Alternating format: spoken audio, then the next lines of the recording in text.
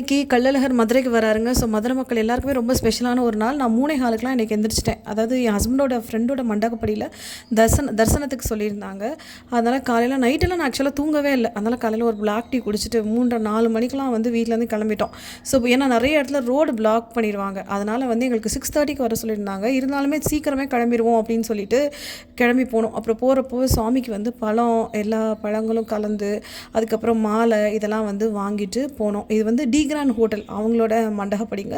நல்ல பெருசாக இருந்தது. ஆக்சுவலாக அவ்வளோ அழகாக கோலமெல்லாம் போட்டு பூஜை எல்லாம் ஏற்பாடு பண்ணி ரொம்ப பிரமாதமாக பண்ணியிருந்தாங்க. மண்டகப்படியை பாருங்களேன் எவ்வளோ ஸ்பேஷியஸாக ஃப்ரீயாக இருக்குதுன்னு சொல்லிட்டு. நான் சில மண்டகப்படிக்கு போயிருக்கேன், அது ரொம்ப கன்ஜஸ்டடாக இருக்கும். பட் இது ரொம்ப ஃப்ரீயாக இருந்தது. பட் எல்லாரும் எங்கேருந்து பார்த்தாலும் சாமி அவரோட அனுகிரகம் பரிபூர்ணமாக இருக்குங்க. ஸோ அந்த ஃபெஸ்டிவிட்டிஸை கவர் பண்ணணும்னா நான் ஒரு லாங் வீடியோ போடணும். அவ்வளோ பயங்கரமாக இருந்ததுங்க. அந்த சாமி வரதுக்கு முன்னாடி அத்தனை விஷயங்கள் நடக்கிறது. அப்புறம் கள்ளழகர் வராருங்க.